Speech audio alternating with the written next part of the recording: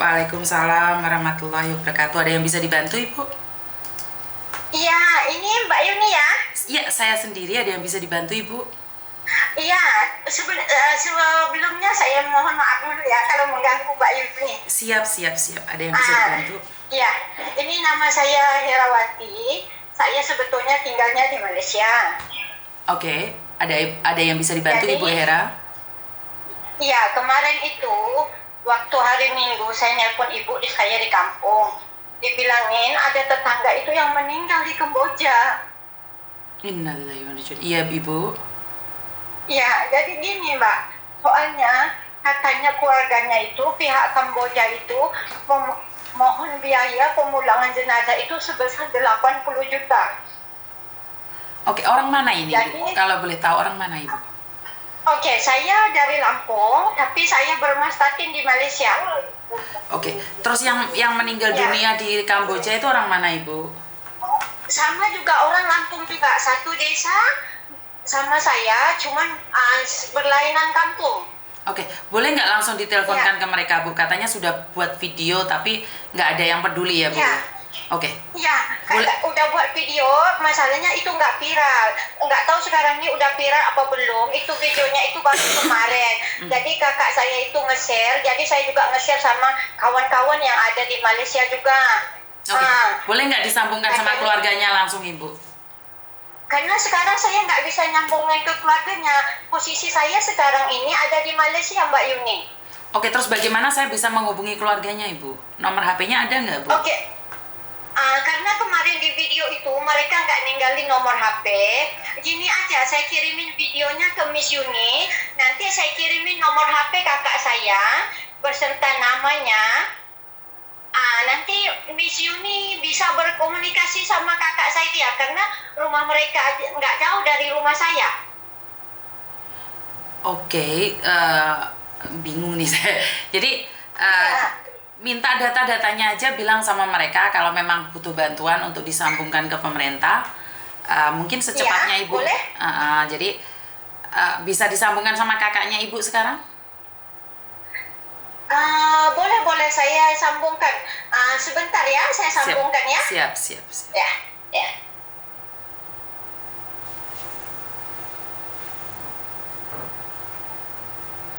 Sekali lagi tentang Kamboja ya teman-teman ya, saya sudah berikan edukasi berkali-kali tentang Kamboja, tapi kenapa kok masih ada aja? Ini tetangga saya. Sudah? Halo? Sudah dengar? Halo? Dengar nggak, Bu? Iya, ya, dengar.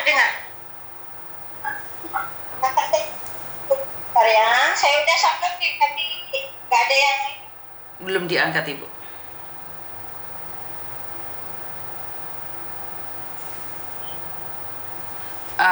Ini yang dikejar sekarang adalah daerah Lampung ya, banyak sekali daerah Lampung ini.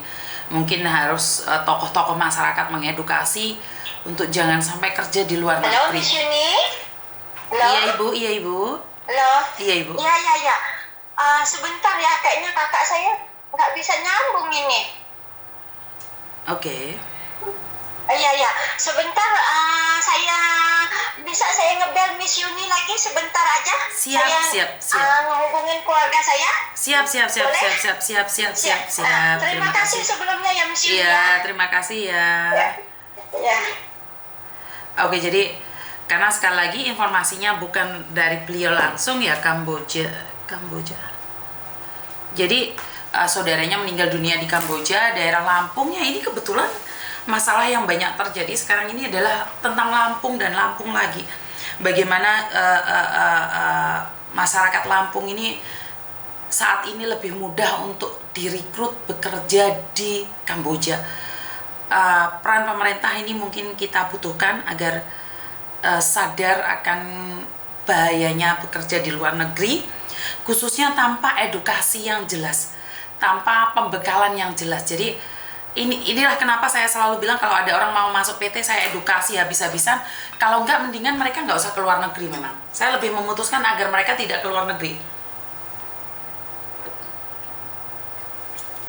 Jadi buat teman-teman ini, khususnya daerah Lampung ya, mungkin saya butuh bantuan dari kalian semua untuk membagikan informasi-informasi bahwa untuk bekerja di luar negeri itu tidak semudah yang kalian pikirkan, tidak semudah yang ada dalam benak kalian.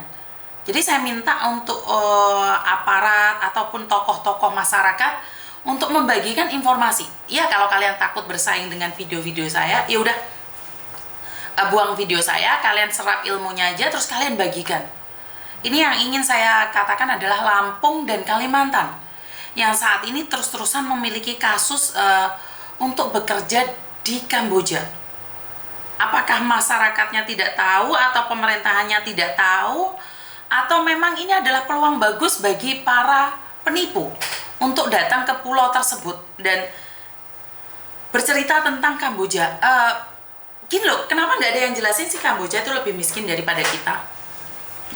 Kalau memang benar ada pekerjaan yang lebih enak, nggak mungkin dia akan mengambil orang Indonesia untuk bekerja jadi admin di Kamboja. Secara logika, saya ingin kalian berbicara tentang logika. Negara yang lebih miskin daripada kita nggak mungkin hanya ingin hiring admin saja nggak dapat di negaranya sendiri. Ya, kenapa kok ambil orang Indonesia? Ya, artinya adalah sindikat-sindikat itu dikerahkan untuk mencari lapangan mangsa di Indonesia. Jadi mangsanya tetap orang kita yang menipu orang kita, tapi dimainkan oleh orang luar. Inilah kejamnya dunia persilatan akhir-akhir ini. Jadi kita orang Indonesia direkrut oleh orang luar bekerja untuk menipu orang sendiri. Inilah yang dinamakan perdagangan manusia, terus kita dijual lagi, dijual. Secara kasarnya kayak gitu aja, secara kasar kayak gitu aja ya Mbak ya. Kalau kita berpikir secara nalar, dianalisis mungkin sangat sulit sekali. Intinya adalah negara Kamboja adalah negara lebih kecil dibanding Indonesia, negara lebih miskin dibanding Indonesia. Kenapa hanya untuk mencari admin, dia harus datang ke Indonesia dengan mengeluarkan biaya yang sangat mahal? Karena mereka ingin merekrut orang Indonesia di bawah kendali oleh orang luar untuk menipu orang Indonesia. Dengarkan saya ngomong. Jika di Kamboja hanya membutuhkan seorang admin biasa saja, mereka tidak akan pernah meng-hire orang Indonesia. Karena para mafia ini sudah melihat lapangan penipuan, lapangan tipu-tipu itu mudah sekali di Indonesia. Khususnya mereka memakai atas nama bea cukai. Jadi mereka itu dengan indah sekali, dengan elok sekali, dengan mudah sekali memakai bahwa mereka adalah petugas bea cukai. Padahal bea cukai tidak pernah melakukan hal itu. Inilah kelemahan kita, dipakai oleh orang luar, memperalat orang kita sendiri, dan menipu orang kita sendiri. Dan yang dapat untung totalitas adalah orang luar. Jadi kita bingung nih tentang semua hal. Kenapa kita tidak fokus sama satu, TPPO, perdagangan manusia di Kamboja? Kenapa kita tidak fokus untuk mengedukasi masyarakat di luar sana bahwa secara logika, jika di Kamboja membutuhkan admin dengan gaji yang besar, dengan fasilitas yang enak, kenapa mereka tidak hiring orangnya sendiri? Kenapa mereka harus mencari orang Indonesia? Karena yang ditipu orang Indonesia, yang menipu orang Indonesia, yang dapat manfaat adalah orang luar. Tolong beritahu dunia tentang ini. Tolong sadarkan saudara-saudara kalian yang ingin ke luar negeri dan menyatakan kerjaan mereka enak. Dan saya anehnya adalah orang-orang yang berpendidikan ini lebih mudah ditipu. Kalau orang bodoh seperti saya ditipu karena memang kurangnya wawasan. Tapi bagaimana dengan kalian yang sudah banyak wawasan tapi tertipu? Itu karena kalian gengsi-gengsian kerja di Indonesia dengan gaji biasa saja, kerjaan yang luar biasa. Jadi saya nggak tahu harus ngomong apa dan bagaimana sama kalian. Intinya adalah kerja di luar negeri tidak seindah profilnya. Mungkin itu ya. Dan kurang lebihnya saya minta maaf. Wassalamualaikum warahmatullahi wabarakatuh. Berkat Tuhan mengalir atas hidup kita semua. Semoga semua makhluk hidup bahagia dan terima kasih.